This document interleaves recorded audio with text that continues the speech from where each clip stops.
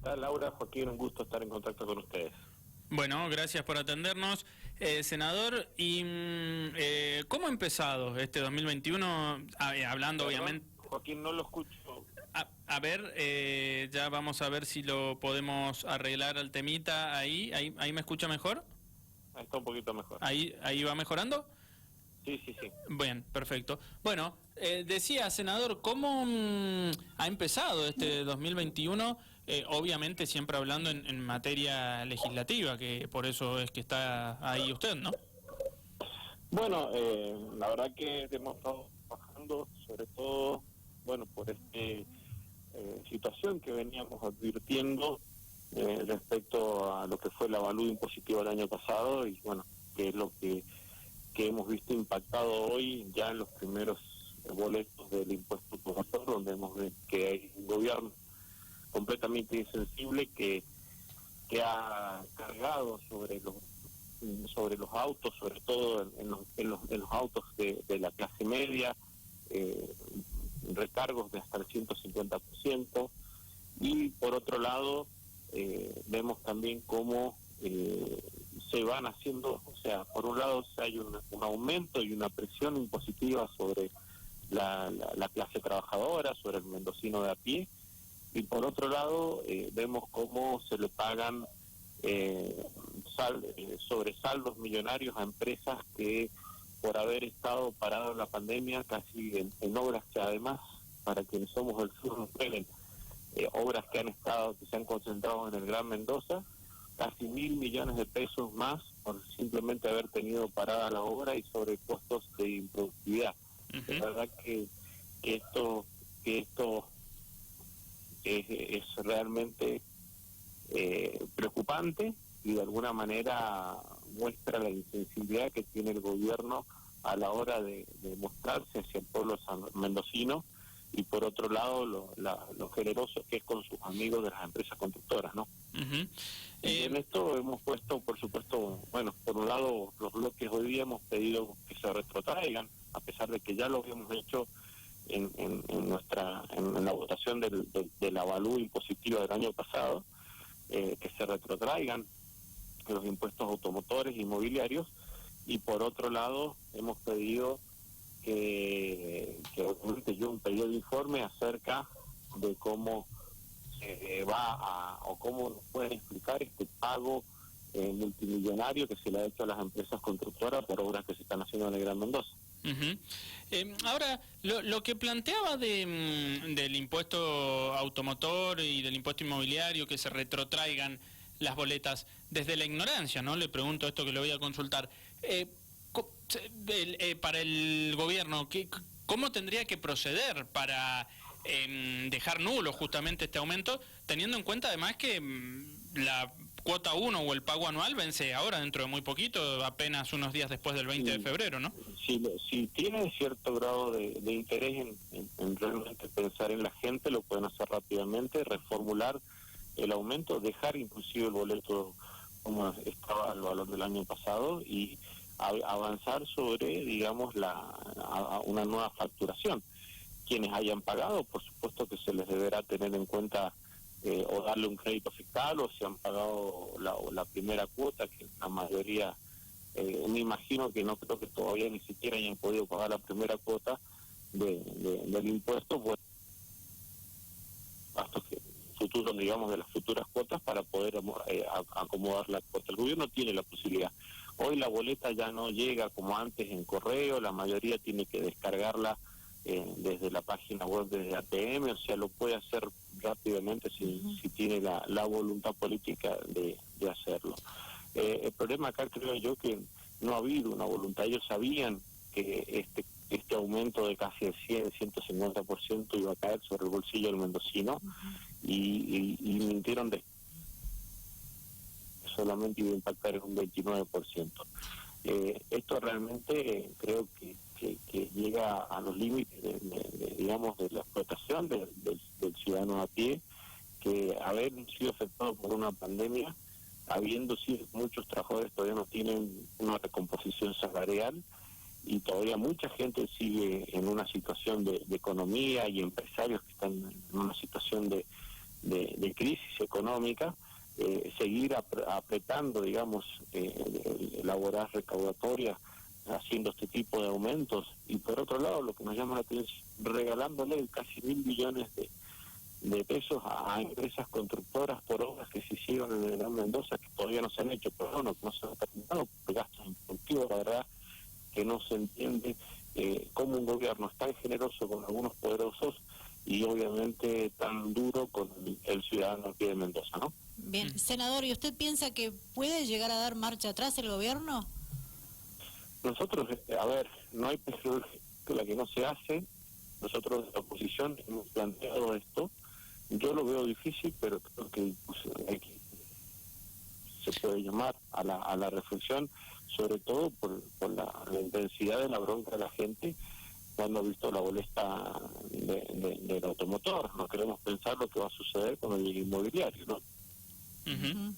Claro, sí, el inmobiliario, recordemos que en marzo, ¿no? Es que está disponible. Estamos con Samuel Barcudi, senador provincial del PJ. Senador, bueno, y más allá de este tema que está clarísimo, también se han generado ciertas discusiones en torno al tema de la vacunación, ¿no? Con la Sputnik 5, y se lo consulto a propósito a usted porque sabemos que trabaja en el ámbito de la salud. De hecho fue director de salud de la comuna San Rafaelina en su momento. ¿Usted recibió una dosis, no, de la vacuna hace un tiempo? He logrado recibir las 2 dosis. Bien. ¿Sabe, senador, que estamos teniendo algún inconveniente con la señal? Estamos perdiendo... Sí, lo escuchamos entrecortado. Le pedimos a ver si se puede ubicar un poco, a ver si mejora, ¿no?, el tema de la señal. Pero decía, en lo que tiene que ver con esto de la Sputnik 5 y la vacunación, han salido a criticar la misma desde la oposición o desde el oficialismo en Mendoza, ¿no?, según cómo se lo quiera ver, el oficialismo en Mendoza o la oposición a nivel nacional, por el tema de la eficacia de la vacuna, sostienen que el gobierno no comunica bien cuál es el plan de estrategia, que hay mucha incertidumbre y demás. Por eso es que le consultaba a usted la visión, teniendo en cuenta, como bien decía recién, que recibió 2 dosis ya, ¿no? Sí, la verdad que para empezar, creo yo que inclusive todo el cacareo y la mala intención y la mala leche, discúlpeme la expresión, del arco de Juntos por el Cambio, digamos, uh-huh, Cambiemos en Mendoza, que reúne esta alianza de radicales y de militantes del PRO de Mauricio Macri, han generado realmente una fuente, una gran ola de desinformación sobre la calidad de la vacuna rusa. Gracias y por suerte se hicieron públicas realmente todas las publicaciones, inclusive la revista de Lance ha hecho la publicación hace mucho tiempo. Recordemos que esto no se publica. Uh-huh. Los datos de la vacuna se han, digamos, suministrado a la revista del trabajo de investigación con mucho tiempo antes. Lleva mucho tiempo que una revista como The Lancet publique un artículo, digamos, en su edición, ¿no? Que no solo es publicar, sino que tiene un comité científico que juzga y evalúa el artículo. Una revista como The Lancet, que casi tiene más de 100 años, digamos, de prestigio médico, no va a publicar cualquier informe. Esta misma revista ha publicado la efectividad de la vacuna rusa, más allá de que todos conocemos los antecedentes científicos del Instituto Gamaleya, y la verdad que habla de una oposición o de un gobierno de Juntos por el Cambio, Cambiemos, la Alianza Cambiemos, como le queramos llamar, de baja calidad. O sea, jugar con la salud de la gente, infundirle temor, desinformación sobre un elemento que va a aportar a la salud, puede costarnos caro a los mendocinos, a los santaferelinos y a los argentinos, porque realmente hay mucha gente que hoy día me pregunta a mí, ¿y usted se puso la vacuna rusa? Y de cuando nos preguntamos el origen de las vacunas, siempre nos hemos ido a vacunar y lo único que sabíamos que salía de un frasco, ese era el origen que conocíamos. Este frasquito era el que salía a la heladera, y de ahí en más, o ampolla, ¿no?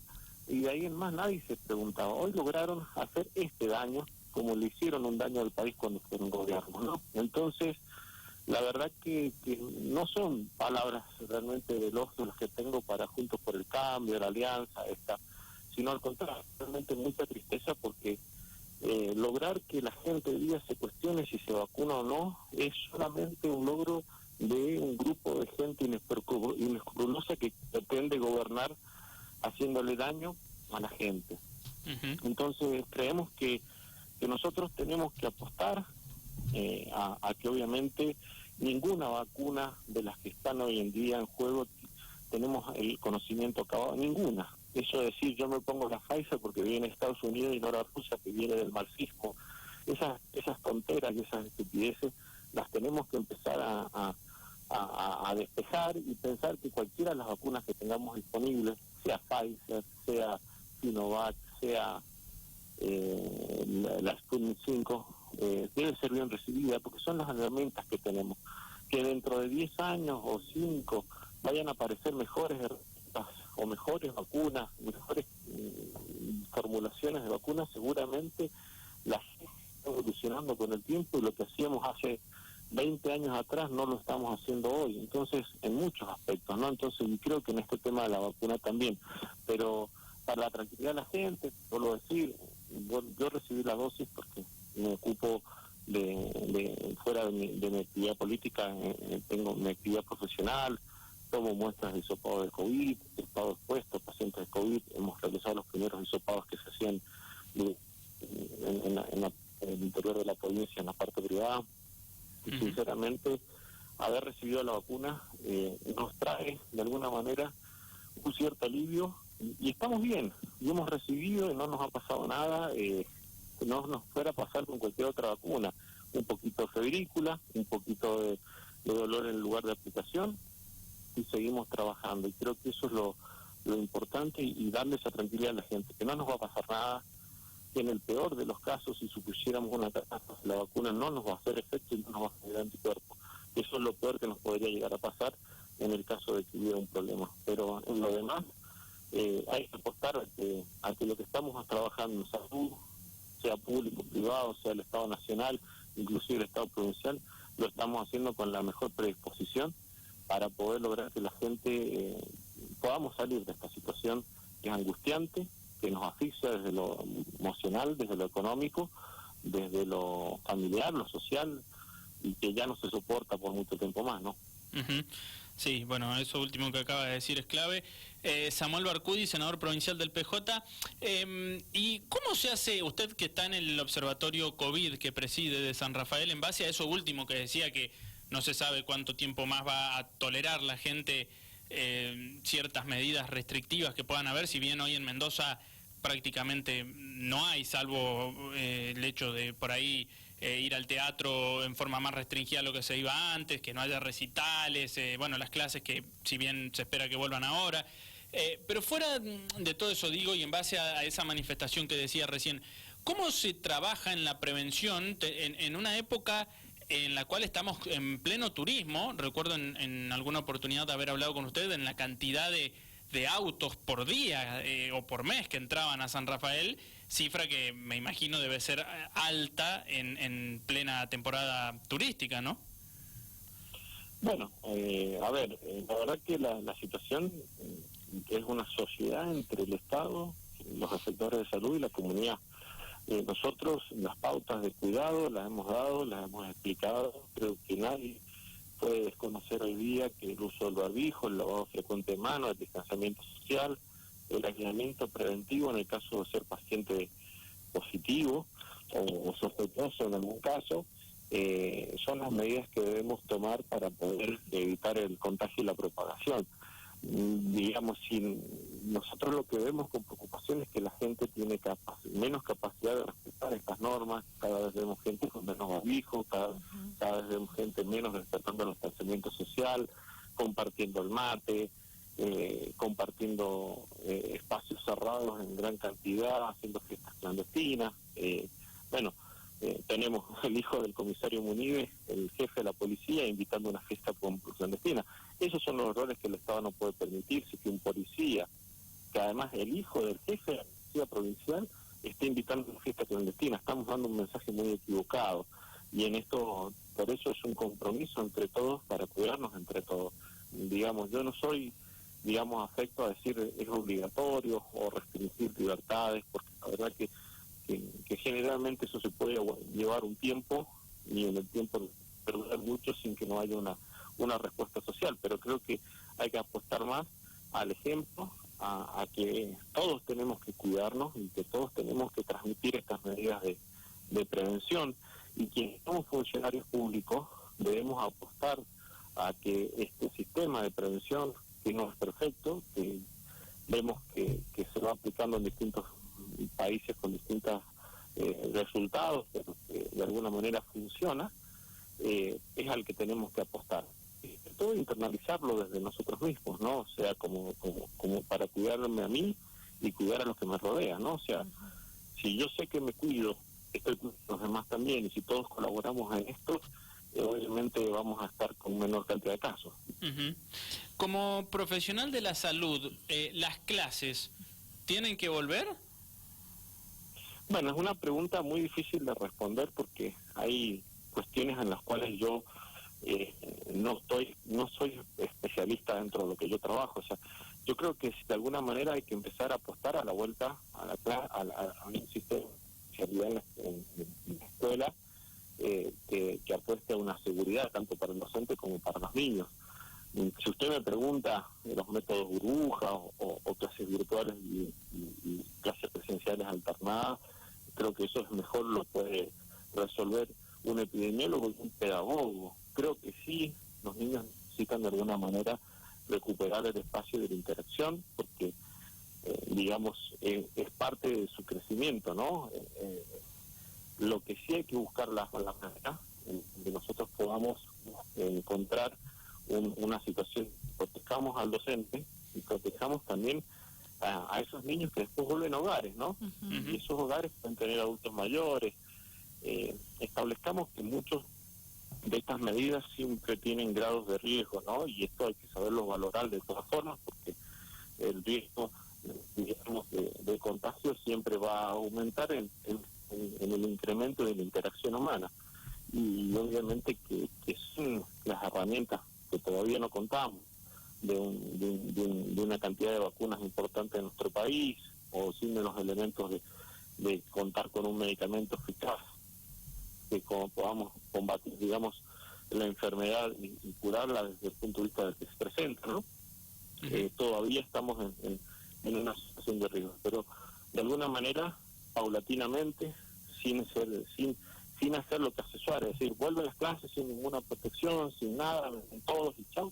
No, creo que hay que apostar a un regreso en donde vayamos administrando la seguridad y el riesgo, ¿no? Bien, eso le estaba por consultar porque de alguna manera dio a entender, senador, que usted está de acuerdo que de a poco se vuelva a las clases, porque es importante para los niños, jóvenes y jóvenes adultos, pero desde su punto de vista como senador provincial, digo, ¿los establecimientos educativos están preparados para retomar el ciclo lectivo? No. Por eso creo que, por eso hago la salvedad de Suárez.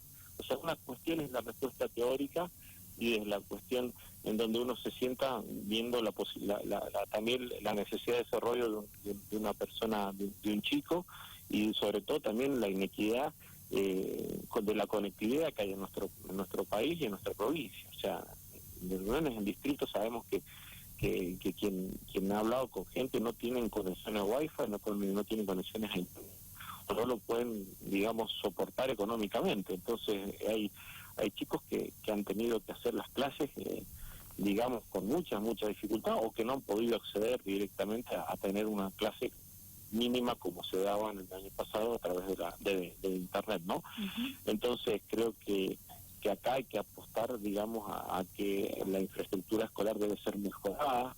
Realmente el año pasado el gobierno no hizo nada, no sabemos en qué, porque recibió muchísimas donaciones, recibió muchísima ayuda del Estado Nacional, y no sabemos en qué ha hecho la plata que no usó el año pasado. Porque si ponemos a ver, OSEP no hizo cirugías programadas y tiene deudas de más de 5 meses y realmente casi la obra social estuvo restringida en cuanto a los costos operativos de cirugías y de prestaciones médicas, digamos que no fueran urgencias. El Estado, las escuelas prácticamente estuvieron paradas, los únicos costos operativos que tuvieron fueron los sueldos de los docentes, que no son precisamente, digamos, sueldos importantes. Realmente quisiéramos también, que muchas veces pedimos desde la Comisión de la Bicameral de Seguimiento de la Pandemia, una rendición de esta situación que han hecho con las finanzas provinciales, a pesar de no haber casi un Estado parado durante todo un año. Bien. Bueno, senador, gracias como siempre por atendernos, le mandamos un abrazo. Muchas gracias a usted. Hasta luego.